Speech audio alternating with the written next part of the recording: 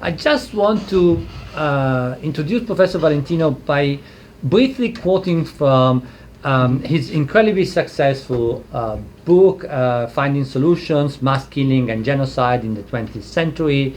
Again, a book that is at this point 20-year-old, I would say. Yes. But I always tell my students, if you're quoting something that is 20-year-old, it better be a classic, otherwise it's an old book.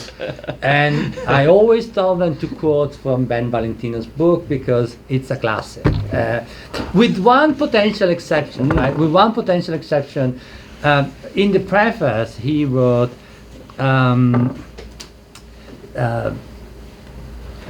why do some human conflicts result in the international killing of massive numbers of unarmed civilians? This remains one of the most important questions facing humanity today. As the threat of global nuclear conflict recedes in the wake of the Cold War, mass killings seem poised to regain its place as the greatest unnatural threat to human life. But it seems like this is the only part of the book that hasn't aged well. Yes. We are back to the question of nuclear war, nuclear conflict as a potential threat to humanity. Unfortunately, next to genocide, next to mass killing. But of course, at the beginning of the millennium, we were all hoping that this was going to be old news, and instead, the new research proves that unfortunately we still have to understand what the future is going to bring us in terms of a potential nuclear holocaust. Professor Valentino has been studying genocide from a perspective that I find both terrifying and incredibly convincing. Genocides are not necessarily the result of hate, they are not necessarily the result of emotional, irrational reactions. They can be analyzed and understood as worries, as means to an end, and as a consequence, there is a possibility of understanding why some governments decide to perpetrate genocide and why some governments might decide to use nuclear weapons, which brings us, of course, to an even larger responsibility, which has been one of the key focus of Professor Valentino's research throughout this year, which is how to prevent this from happening. Professor Valentino is professor of government at Dartmouth College and chair of the Department of Government. His research interests include the causes and consequences of violent conflict and American and foreign and security policies. At Dartmouth, he teaches courses on international relations, international security, American foreign policy, the causes and prevention of genocide, and serves as co-director of the Government Department Honors Program. He's also the faculty coordinator for the War and Peace Studies Program at Dartmouth Dickey Center for International Understanding. And again, the book I mentioned before, Final Solutions, Mass Killing and Genocide in the 20th Century, is a book that everybody interested in genocide should be familiar with. Professor Valentino also has been studying the question of human rights, and I want to mention another article that I love, particularly an article on animal rights and their connection with human rights. The title is Animals are people too. Animals are people too.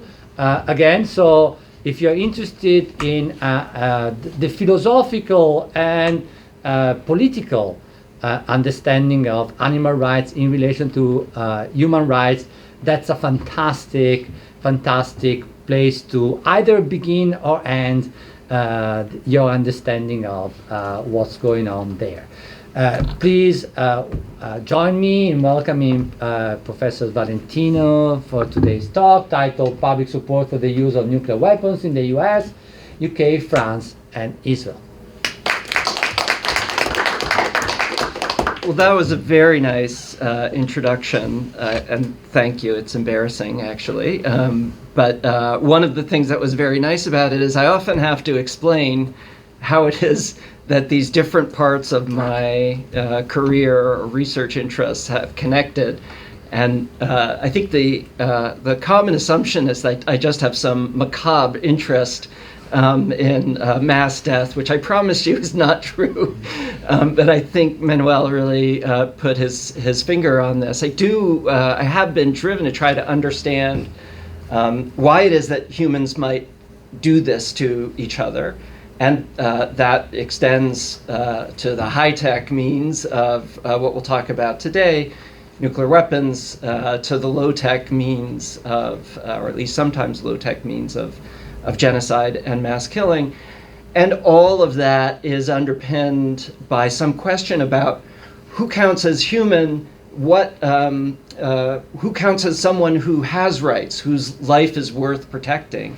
And that takes us all the way to this question of where do we draw the line between human beings and other conscious creatures. And so, although they seem quite different, I think on the surface, at least for me, there's been some underlying drive to try to understand, especially how regular people think about this kind of violence, how they're drawn in. And that's the subject for today's talk. And unfortunately for the world, the conflict in Ukraine really now is bringing up both sides of this question.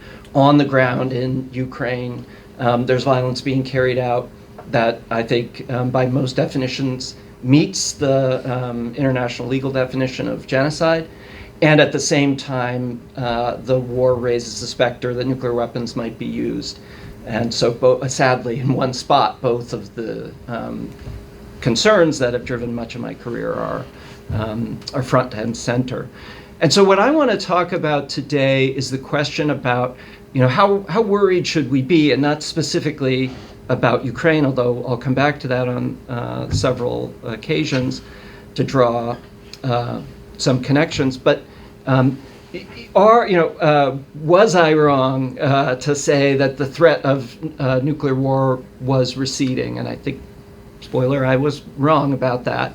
I may have receded from its absolute peak, but it's still a very real threat, and probably a bigger threat than I realized when I wrote those words, in part because, as we'll talk about today, I had convinced myself back in 2004 when I wrote that, that the publics of the world, at least the publics of the democracies that possess nuclear weapons, had turned strongly against their use and would not support the use of nuclear weapons under almost any conceivable circumstances.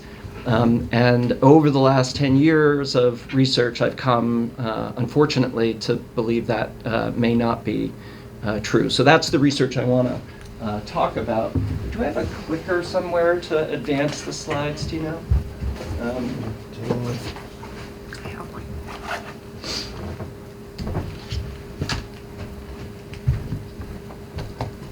You can put this in your computer. Okay.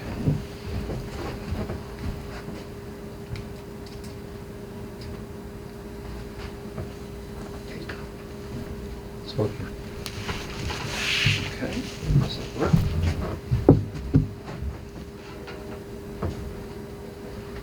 Is it working? It was working for me. You got it to advance, and then I somehow stopped it. It's not too terrible if it won't, but It's not working. I'll be your human clicker, don't worry. it's okay. There are not that many slides, so I can get up and change. So this work, I'll just talk about, credit my co-authors. I'm going to be talking about work with Yanina Dill, who's at Oxford, and Scott Sagan, who's at Stanford. I'll also talk about a paper I did with my colleague Daryl Press, who's at Dartmouth right now. And that work has all been designed to try to understand under what, if any, conditions the publics of nuclear-armed countries would support using nuclear weapons. And if you advance, that I think, well, can you not advance now with the keys? There we go. That question, I think, the question of whether and in what circumstances we might see the use of nuclear weapons has got to be one of the central questions of modern times. And the puzzle of why these weapons have not been used since they were first developed in World War II is, I think, one of the deepest mysteries, most important mysteries to solve of the last 75 years or so. And there's a famous quote here from Tom Schelling, who's a Nobel Prize-winning economist and a kind of founding father of nuclear strategy, in which he says, "Who would have believed that 50 years ago a new century would arrive without any nuclear weapons being fired at a target? Something quite unanticipated happened," and then the last part is really the kicker, rather, something widely expected didn't happen. And I think that's true. If you were to go back to 1945 and ask anyone, is this the last time we'll see these weapons used in war? No one would have said, yes, this is the last time we'll all have learned our lesson. There was no precedent for countries developing a weapon like this and then not using it. The history of warfare has been a history of more and more powerful weapons being invented and deployed and incorporated into warfare all the time. So why not? Why haven't those weapons been used? Well, one answer, and if you advance, came pretty early in the Cold War by, and Winston Churchill here probably puts it better than anybody else. Here's a quote from 1955, and at least in hindsight, this looks like one plausible answer, which is that nuclear weapons haven't been used because they prevented their own use. They contained within them the seeds of their own irrelevance, in a way. And I think that's a plausible story, at least part of the story, when we talk about the use of nuclear weapons between two nuclear-armed powers, right? Deterrence has caused nuclear weapons to not be used. But it can't explain why it is that nuclear-armed powers have not used nuclear weapons against non-nuclear states, or at least it can't explain all of those cases. Sometimes those non-nuclear states have nuclear allies, and so we could imagine that nuclear deterrence has operated there too, but that's not always the case. So we have to ask, what about that set of cases? Nuclear countries have fought many, many wars, dozens of wars since 1945 against non-nuclear powers, and nuclear states have lost many of those wars and not used their nuclear weapons in an effort to win the war. So how has that happened? And I think, again, understanding the answer to that question is key to understanding whether the next 80 years will likely continue this remarkable non-event that Tom Schelling was talking about, or whether we're going to experience the end of this nuclear peace, as you might call it. And there's, I think, really two big buckets of theories that can help us explain the history of non-use, although I'm going to simplify greatly by grouping together lots of related theories into these two buckets. The first theory, and I think, yeah, you can do the next slide, is a theory that an ethical norm has emerged or against nuclear weapons over the decades since they were invented. And some people think this norm evolved from an older norm of non-combatant immunity, and the idea that nuclear weapons are going to unavoidably kill large numbers of civilians, but that it eventually came to adhere not to the civilians who might be killed, but to the weapon itself, to nuclear weapons. And so there's, in the most extreme version of this theory, one that's formalized by a political scientist named Nina Tannewald, a taboo, a nuclear taboo against using the weapons. These weapons, according to that theory, they've become literally unthinkable. We don't, when we get into conflict, consider using nuclear weapons, weigh the pros and cons, and then decide at the end of the day, this doesn't look like the kind of conflict in which nuclear weapons will be useful, so we'll keep them on the shelf. We don't even consider them. It doesn't cross our minds. That's the argument. Just as if when we're hungry, cannibalism doesn't cross our minds as a way to satiate our hunger. And so from that perspective, these weapons live in an entirely different category than all the other weapons we use, including other weapons that have terrible effects. We kill lots of people with conventional weapons, and states have done so, and Russia's doing so right now in Ukraine, as everyone has seen. But instead they live in this other category of weapons of mass destruction, where chemical and biological, maybe radiological weapons live. And so in this sense, it's not that we've refrained from using nuclear weapons because of the terrible things that nuclear weapons might do. It's not really their consequences. It's because of what using them would say about us that's prevented us from using them. Who we would be if we used those weapons. We would become the uncivilized taboo breakers, and that's prevented us from using them. So I think it's a hopeful view. Taboos are powerful things. We know they exist in many cultures about many aspects of behavior, and if that strong taboo exists in nuclear-armed countries, then although maybe that's not an entirely safe bet against the use of nuclear weapons, it's an important bulwark against their use. So that's one view. The second explanation, though, is simpler, but I think unfortunately less hopeful, and that is that countries haven't used nuclear weapons because for the most part they haven't felt the need to use them. Nuclear weapons are powerful under this view, but they only have real significant advantages over conventional weapons in a few specific kinds of scenarios. They're good at rapidly destroying large urban areas, which is what we used them for at the end of World War II. But more importantly, I think in the nuclear plans of modern countries, they're good at destroying high-value, hardened targets, things like nuclear missile silos, deeply buried WMD facilities, those sorts of things, where it's very important to destroy a target and very difficult to do it with conventional weapons. Nuclear weapons, and again, I think to the extent we want to worry about nuclear weapons use in Ukraine, this is relevant.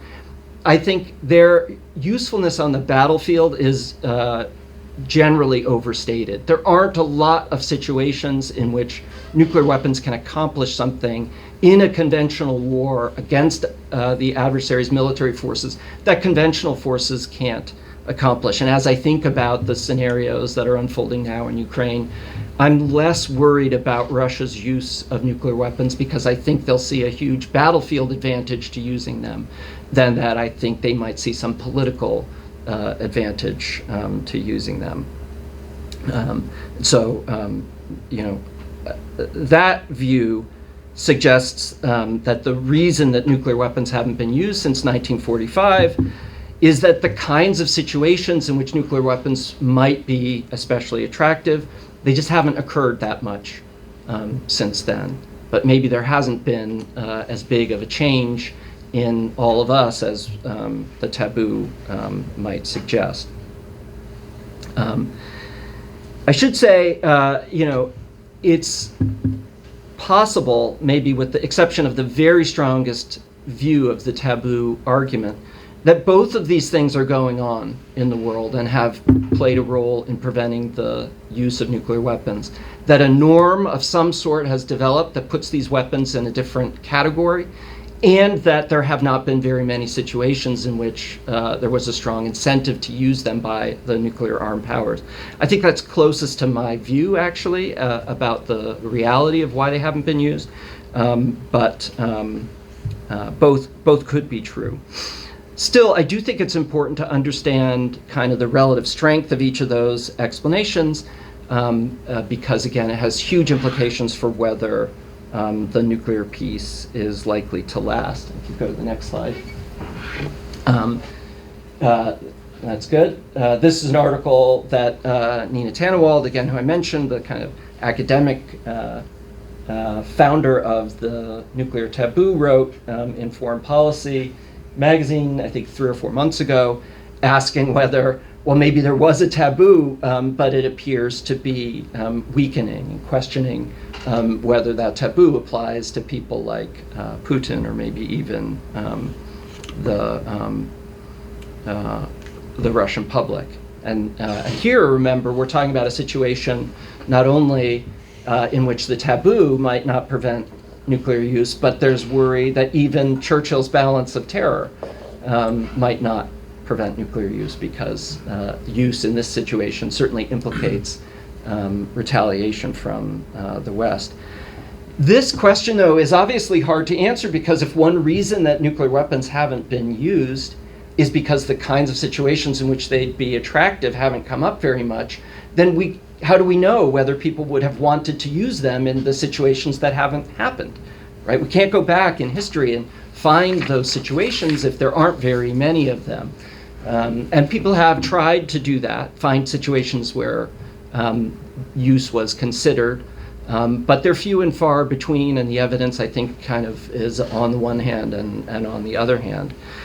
And so instead, I think the best that we can do is to create some hypothetical scenarios and try to imagine how people might behave, or at least ask people to imagine how they might behave in those kind of counterfactual worlds. Obviously, ideally, we'd like to do this with military and political leaders, the people who actually make the decision about whether to use nuclear weapons or not.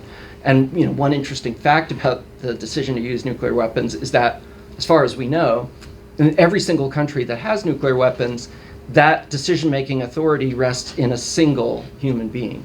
In no nuclear-armed country is there any larger delegation of authority or veto players in the process. We could ask whether that's a good idea or not.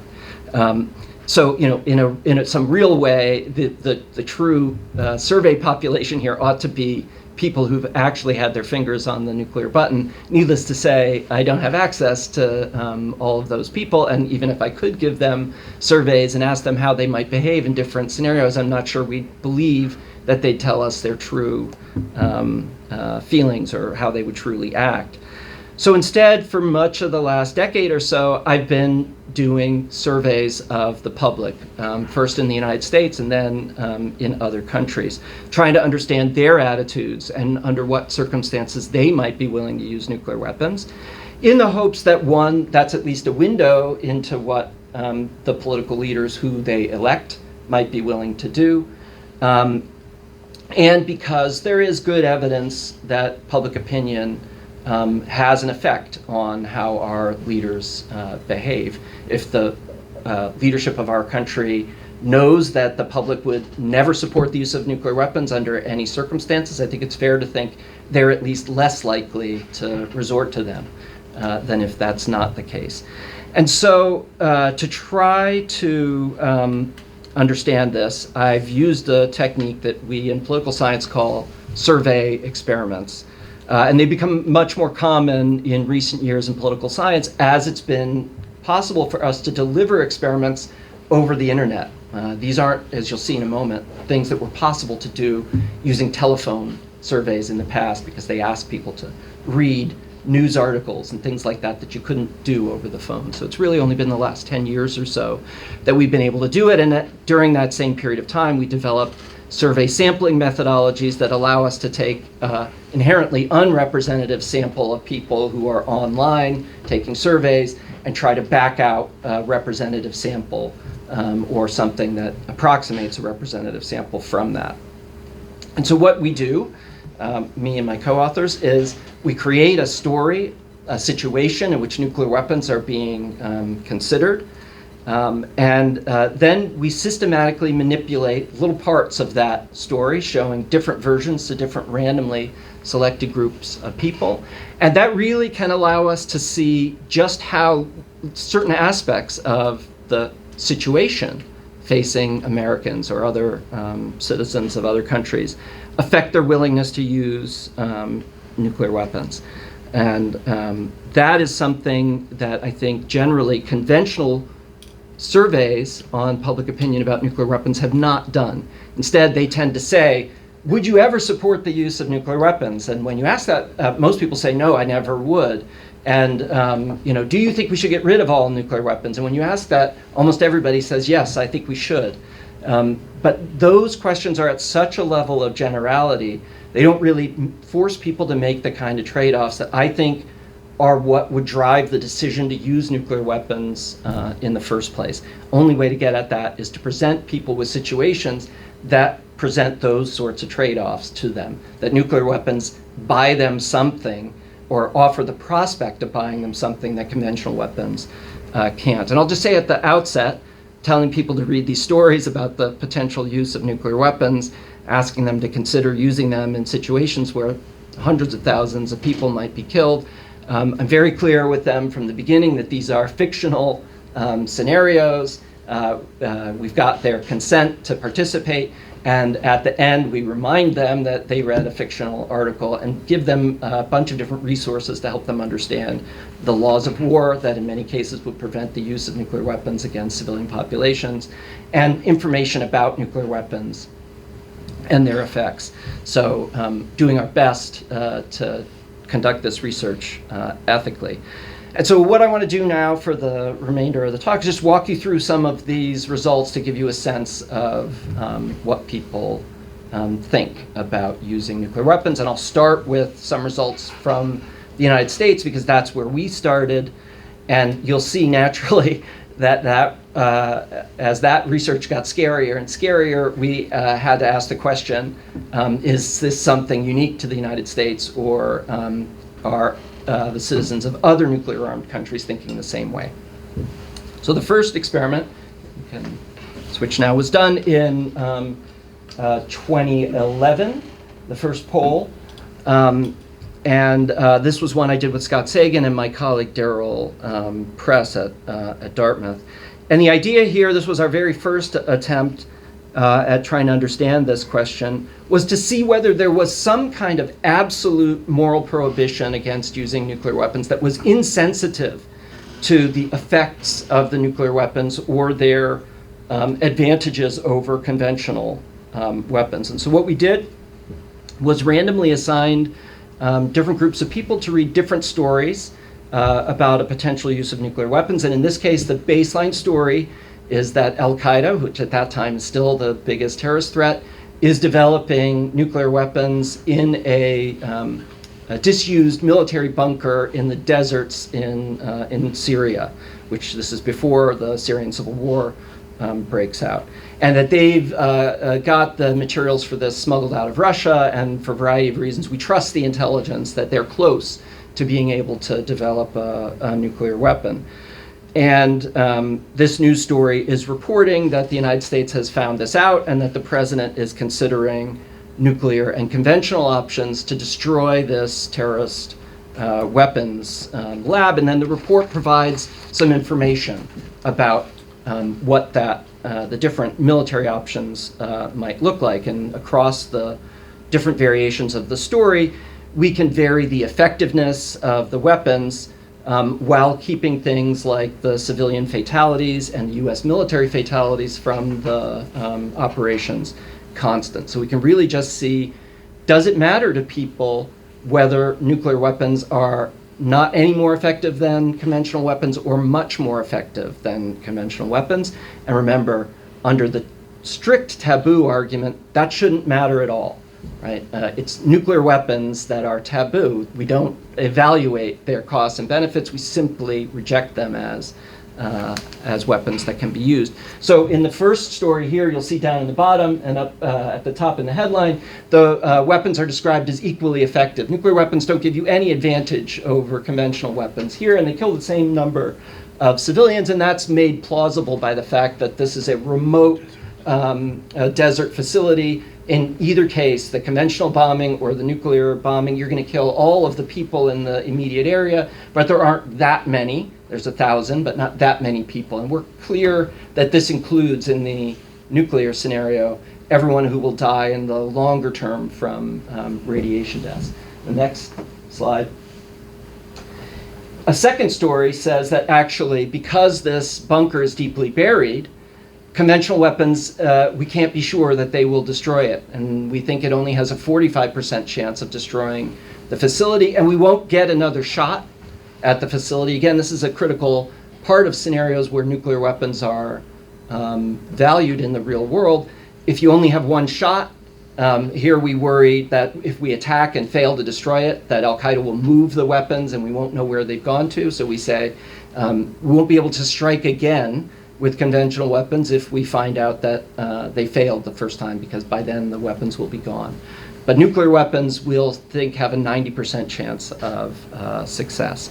And so you can see we changed certain aspects of the story to indicate, in this case, that the weapons would be, conventional weapons would be less effective. There's also a third story where we put it in between, where we said nuclear weapons were 90% effective, conventional weapons were 70% effective. And if you turn the slide, you'll see the results of this first experiment that we did. So after people read the story, we asked them two questions. One, we said, if you had to choose between the conventional and the nuclear option here, which option would you prefer, if it were up to you? And then we said, imagine that the President of the United States chose to use nuclear weapons. Would you approve of that decision, even if it wasn't your first choice? And so the light bar is how many would approve in each situation, and the dark bar is how many would prefer. And these little whiskers on the top tell us essentially the confidence interval around the mean of the population that, that said that.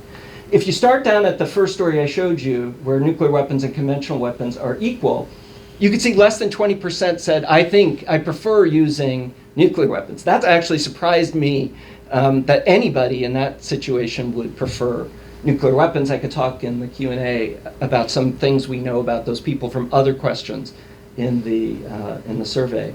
But shockingly, almost half of people, even when they provided no advantage, said that, well, if the president launched that operation, I'd approve of it anyway.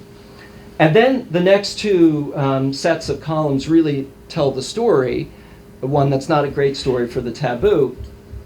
As the weapons become more effective relative to conventional weapons, support rises kind of steadily for them, in exactly the way that the taboo theory says shouldn't happen. It's not a trade-off between costs and benefits. There's a hard taboo.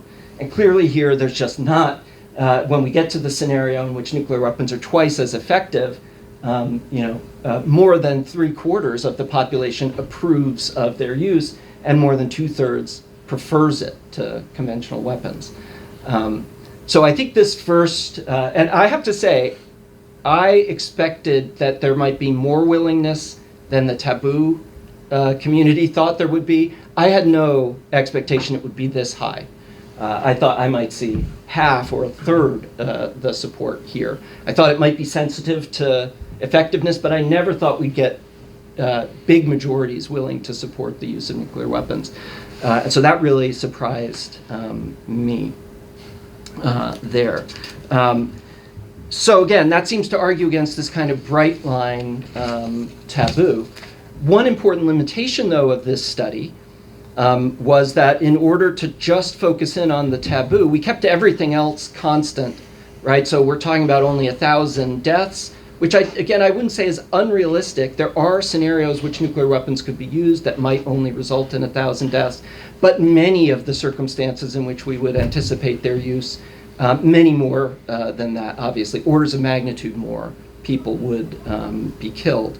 And that was why we chose a remote, isolated target. But we might still want to know whether the kind of use of nuclear weapons that we did in World War II against a clearly civilian target, where the object is not adversary who's building WMD to use against us, but instead is the morale of the other side's civilian population, whether Americans would support using nuclear weapons in that sort of circumstance. And you might think that Americans would not be willing to do that, because if you look at the history of polls about support for the decision to use nuclear weapons in Hiroshima, it's a story of continual decline as time has gone on. Immediately after the bombs were dropped, the vast majority of Americans supported the use of nuclear weapons in 1945, but the number who say they think that was the right thing to do has gone down. Every year they've done polls until recently, less than a majority say they think that was the right thing to do. And so you might think there's been a different change in that kind of use of nuclear weapons. And so, next slide. To explore that, Scott Sagan and I did another experiment, this one in 2015, again focusing on American subjects, in which we asked about a hypothetical conflict with Iran. So this was the time when the Iran nuclear deal had just been negotiated, and the story here describes a scenario in which Iran is caught violating the nuclear deal, beginning to produce more weapons-grade material, fissile material, than it had agreed to under the treaty. The U.S. retaliates by implementing massive sanctions against Iran and sending an aircraft carrier to the Persian Gulf to try to get Iran to change its mind. Iran then, in a surprise attack, sinks the aircraft carrier, killing 2,400 sailors on board, which, as it turns out, is just about the exact number of people who died in the Japanese attack on Pearl Harbor. So you can see the scenario is designed to kind of model after that, a surprise attack on an American naval ship here, killing a large number of Americans. After this, as in World War II, the U.S. invades, this case obviously Iran, but the fighting becomes bloody and stalls out after the U.S. has fought for several months. 10,000 Americans have been killed. That's the point at which the story begins, and now Americans who are reading it are told the president is now considering two options to try to bring the war to an end. One is an escalation of the ground war, in which we would try to make it all the way to Tehran and topple the government, but that would come at the cost of an estimated 20,000 American military deaths. Or in the second option, which we call the shock option, the shock strategy, we would use a nuclear weapon against the second largest city in Iran in an effort to coerce them into surrender. So again, hopefully you can see, similar to the setup in World War II, where at least some American leaders were thinking the weapon was needed to prevent a much bloodier invasion of the Japanese home islands. And then what we did in this experiment is varied how many people would be killed in the use of nuclear weapons against the Iranian city, from 100,000 up to 2 million. And then we did a third version of the story in which the weapons would still kill, the city would be attacked with conventional weapons, it would kill 100,000 civilians, but we wouldn't use nuclear weapons, to see whether the problem was with nuclear weapons per se or with how many they killed. If you go to the next slide, you'll see the results of this. So, 3 different stories, as I said. The first one is the question of the nuclear strike in which 100,000 Iranian civilians would be killed.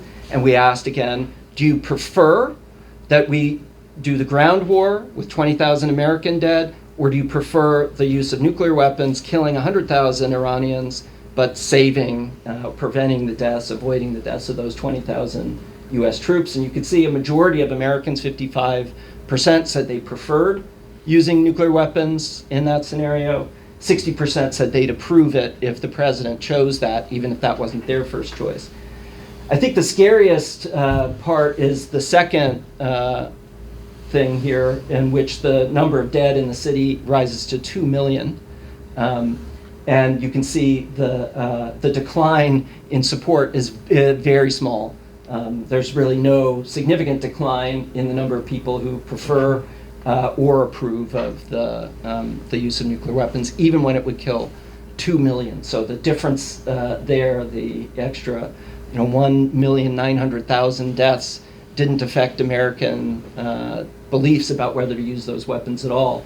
And then you can see, if you go to the final set, there does seem to be some aversion to using nuclear weapons in this scenario, because people become even more supportive of killing 100,000 Iranians to try to end the war and save the lives of 20,000 American civilians when the attack would be carried out with conventional weapons rather than nuclear weapons. So the first two sets of bars and the last two sets of bars can be compared directly. It's the same scenario, it's just that instead of using nuclear weapons on the city, we'd use conventional weapons. So again, yeah. In this, did you try to vary the number of U.S. troops? So is it No, that not in people- this one. We have done some other Yeah. ones there, and I'll just give you the highlight is people care about how many U.S. troops die at very low levels. So in other words, literally, the difference between 1 and 10 matters a lot. The difference between 10 and 100 matters. But after you get to about 100, people are maxed out. 100 deaths is already too many for most Americans, and higher numbers of deaths really don't seem to move Okay. people very much at all. So 20,000 was more than enough Okay. to provoke this. I suspect, had we said 2,000, we probably would have got the same result. Again, I think rather shocking results. Now, again, to be fair, this and the previous scenario are both scenarios in which the United States doesn't face the risk of retaliation with nuclear weapons. And so although this isn't good news for the taboo, one would hope that the fear of nuclear retaliation would be enough to prevent Americans from thinking about using nuclear weapons. That's obviously the situation we'd be thinking about right now in Ukraine. If the United States were to use nuclear weapons, there would be at least some risk of escalation with Russia. And we don't really have a lot of polling yet from the U.S. about willingness to use nuclear weapons in the war against, or in the war in Ukraine, maybe against Russia. But there was a poll in March of last year conducted by Pew that found that about 35.5%, and it was actually, interestingly, Republicans and Democrats were no different here, said that they would favor military action against Russia in Ukraine, even if, and this was right in the words of the question, even if it risked nuclear conflict. So that's a surprisingly large amount of the American population. We haven't had a chance to run, although we're in the process of trying to figure this out, surveys about Ukraine yet. But we did run in 2019 a series of surveys on attitudes towards use of nuclear weapons against North Korea, in which we manipulated North Korea's ability to retaliate against the United States. And if you show the next slide, you'll see again, very similar sort of scenario here. We've made the argument here that North Korea tested a long-range weapon capable of carrying a nuclear weapon, and that the United States is deciding whether that justifies an attack on these North Korean facilities. And in the story we tell here, there's a 90% chance that the attack will wipe out North Korea's ability to retaliate with nuclear weapons against the United States, and a 10% chance that it will fail to do so. And if we fail, the story says that we can expect at least 300,000 Americans will die when North Korean missiles hit the United States. And 30,000 South Koreans are going to die in this scenario regardless, because North Korea has the ability to target South Korea with conventional weapons. Both of those are probably fairly low estimates of what an exchange like this might actually produce. If you hit the next slide, here's what we found. We varied the number of North Koreans who would be killed in the attack, and again, asked about preference with the square and approval with the diamond.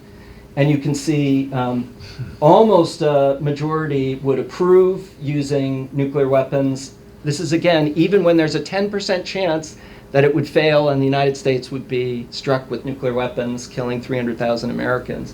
And again, when we increase the number of dead to 1.1 million, North Koreans in a nuclear strike that really didn't do very much to change Americans' views about using those weapons. There's another scenario here that I didn't put on the slide, which says that at the same time that North Korea launched its missile test, it attacked and sunk a U.S. naval vessel, killing 20 Americans.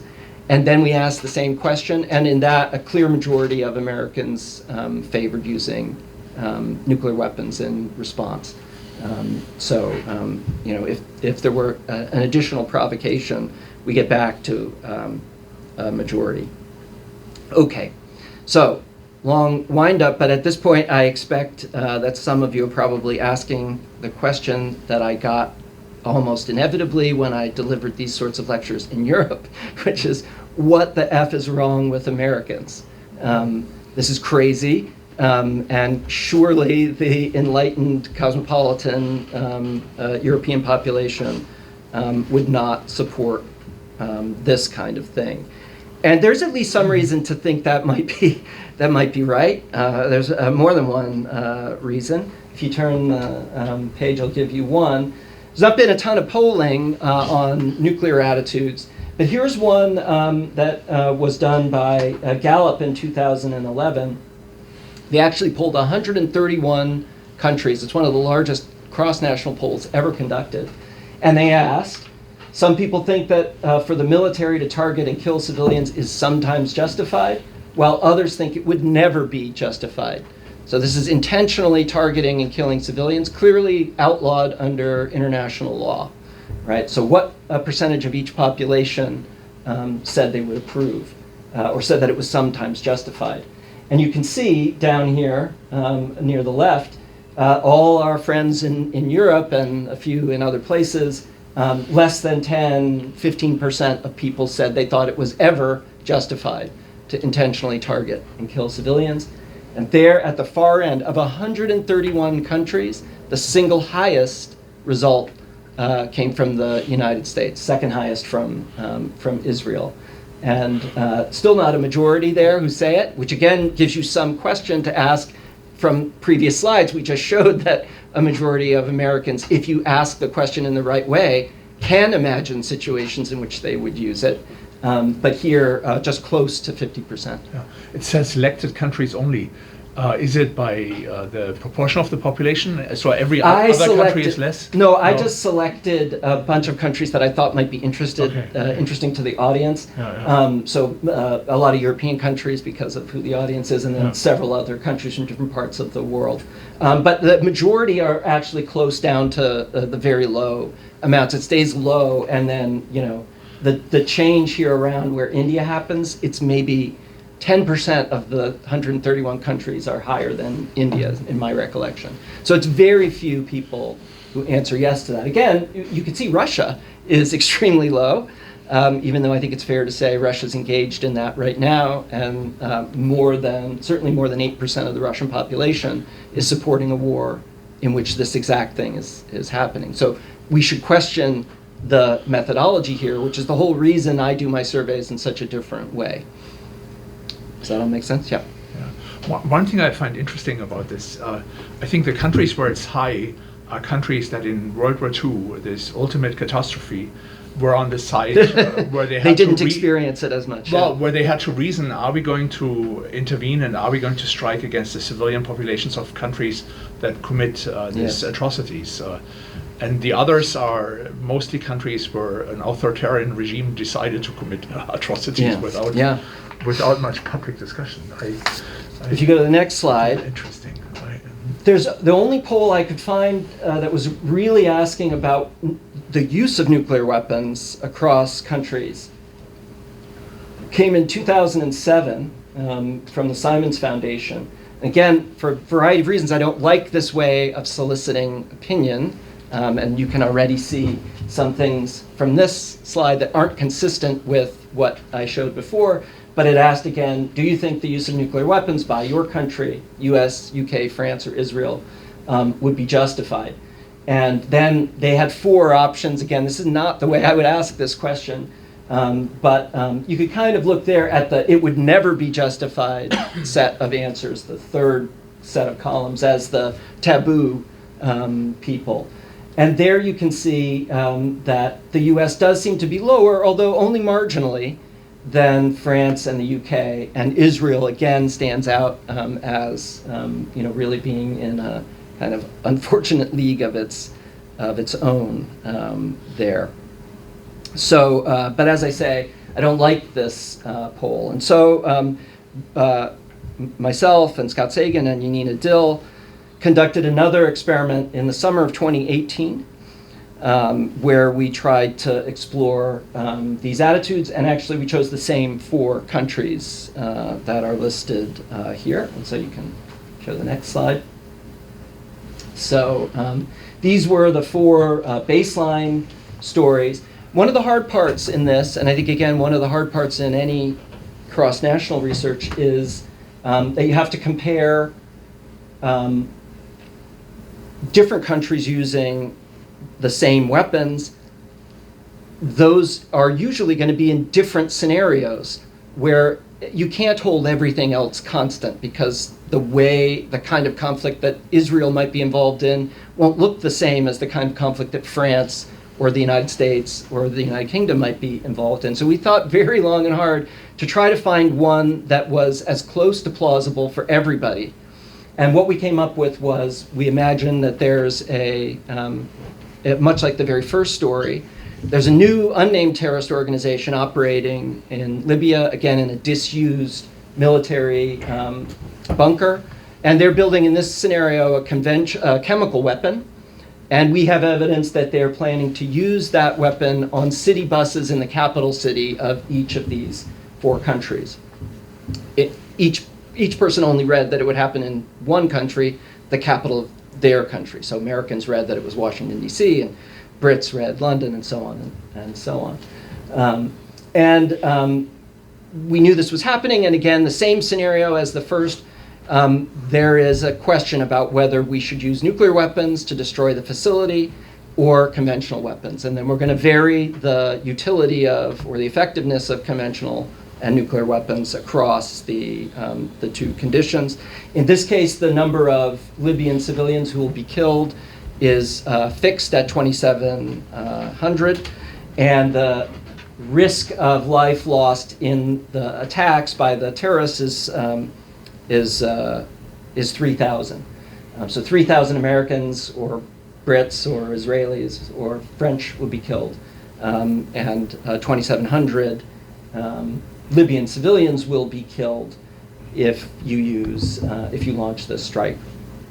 And so again, we're going to do the same thing we did before, and vary the effectiveness and also the number of Libyan civilians who will be killed. So if you change the chart, here's what we found. So you can see each country is represented by a different shape. The UK here is a circle, the US is the diamond, France is the square, Israel the triangle, and then that line with the X through it, that's the average across all 4 countries. The first set of dots is when the nuclear weapons and conventional weapons are equally effective. And you can see here support very low, even less than in that initial scenario we found with Americans in 2011 when we ran that first poll. Roughly between 5 and 15% average, of 12% across the countries. Again, still kind of surprising. Anybody wants to use nuclear weapons in that scenario, ask me about that in the Q&A, and I'll tell you what I think is going on there. The second one is the one in which we increase the effectiveness of those weapons. And here, by the way, I'm just telling you about the preferences. This chart's already busy enough. I could show you approval, and it goes higher just like it did in all the other scenarios we've done. And this is I think the key set, the second set of dots. A majority of the population in every one of the countries, with the exception of the UK, which is 48%, so a near majority, support using nuclear weapons when they're twice as effective at destroying the target. And what you really see is this step pattern, starting with the UK and working its way up through the US, France, and all the way to Israel, in terms of support increasing. So here, the US does not seem to be the outlier. If anything, Israel and the UK are kind of outliers, with the UK being on the low end and Israel on the high end. In the last scenario, we increased the deaths to 100,000 that would be killed. Everybody's numbers go down, everybody down below a majority, which is a good sign. But the order of the countries is the same. Again, it looks like, I would say, no taboo. This scenario is somewhat different than the ones that we used before. The number of deaths that would occur in the home country are lower than the ones that would have occurred in the first scenario I showed you, which is probably why the support is a little bit lower. But certainly no evidence, I think, of a taboo, but some evidence of normative prohibition that's kind of pushing people away from using those weapons. I guess that's good news for Americans, that we're not the absolute worst, most warmongering country on the planet, but hard to take it as good news in general, that this taboo is weaker than we thought. And let me just show you one last chart now, if you switch to the last one, that can help to make some sense of this. So this is the first time I'm going to show you the breakdown of what, who's driving these results within each country and across the countries. So these are what are called marginal effects. What this is essentially the output of a regression in which I put variables representing all of these things into the model. I'll explain how to read it in just a second. But a key thing to note is that the movement on the x-axis down there tells you how much more or less likely all of these variables are a 1 or 0. So if you have the 1 value, you are the UK, you can see you're about 8% less likely to support using nuclear weapons, controlling for all these other factors than every other, than the United States, because in this sense, you can see the United States is the comparison here for these 4 countries, and here down at the bottom, these are the different, the 3 different conditions, and the first condition is the comparison set. So when we say over here, this is the largest effect on the entire chart, it says that if you're in the second condition, you are 40% more likely to approve or prefer using nuclear weapons than if you are in the first condition. But I think the most interesting bits of this, you can see college graduates less likely to support, but it's these 3 here that are maybe the most fascinating results. So those are support for conservative parties. So in each country we asked whether you supported a set of political parties, and if you selected one that's on the conservative side, you got coded as a 1 for this. The second was whether you approved the death penalty for murder, and we asked that in all 4 countries. And then the last one, I think the most interesting, and I'll explain what that is in a moment, compatriot partiality.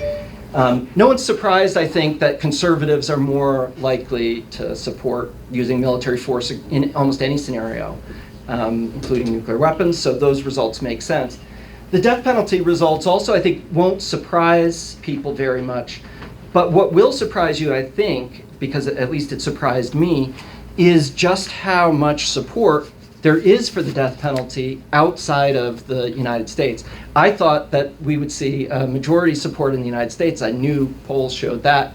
But in fact, a majority of the public in every single country we polled said they support the use of the death penalty in the case of murder. And that seemed so wrong to me.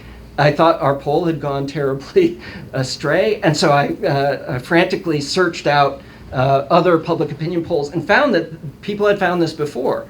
So kind of shockingly, despite the fact that none of those countries have the death penalty, their public actually supports it, again, in the case of murder, to the tune of 70% in Israel, 61% in France, and 64% in the United States, 54% in the UK. So actually follows the ordering of the countries exactly, the percentage of your population that supports the death penalty. But the thing that I think is most interesting is this compatriot partiality question, and to calculate how much you weigh the lives of your own citizens compared to the lives of foreign citizens. We just asked people to do 2 things. We gave them actually a long list of, we asked them to rate on a standard survey instrument called a feeling thermometer, which ranges from 0 to 100, with 0 being very cold and 100 being very warm, how warm or cold you feel towards a bunch of things. And we threw a bunch of things in to kind of throw them off as to which ones we were really interested in. And each person got their own country among this list, and they got Libya among that list. And we asked for each one, how warm do you feel towards your own citizens? How warm do you feel towards Libyan citizens? And then we just subtracted your own from Libya to determine like how much more weight do you put on your own citizens than the citizens of the country in this example. And in this regression, that variable just represents anyone who put more than 50 points more on their own citizens than on Libyan citizens, which is a big amount. And so when we looked at that, the thing that really stood out was Israel. 75% of the Israeli population rated Israel more than 50 points higher than they rated the citizens of Libya. In the US, it was 44%. And France actually was at the bottom, which kind of surprised me because I thought the French would be very high on themselves. I didn't have a strong view about what they might think about Libyans. France, only 23% rated France 50 points or more higher. What you can see there is people who rate their own population more, they care more about their own population than others, are more willing to use force that kills others and use nuclear weapons. So all of that, I think, bad news for the taboo. It's possible, again, as Nina Tannewald has been saying recently, that there used to be a stronger taboo and that taboo has weakened over time. And so all of our studies just came too late to pick up on the taboo. I can't rule that out. And there are some reasons to think that might be happening. And if that's true, then what's necessary is to try to resurrect the taboo, to reinforce the idea that nuclear weapons are abhorrent, uncivilized, and to increase the stigma against them. I actually realized I have one last slide. That is exactly, if you've been following the news about nuclear disarmament, that's exactly the purpose of the Nuclear Ban Treaty, which was passed by the UN in 2017, and which none of the nuclear weapon states signed. Right? So what's the point of a treaty that bans nuclear weapons that applies to no states that have nuclear weapons? Well, the people who designed the treaty are smart enough to know that they weren't going to get the support of any state that had nuclear weapons. What do they think the purpose is? And here you can see, both in the treaty and in the words of the executive director of the organization that forwarded the treaty, the purpose is to stigmatize these weapons and make it clear that they are taboo. If a taboo is strongly constraining the world from using nuclear weapons, this makes eminent sense. Frankly, I don't think there's much harm to doing it either way. But if that's not what is going to ultimately protect us from nuclear weapons, then I think at a minimum we might be putting our faith in the wrong solution to the problem.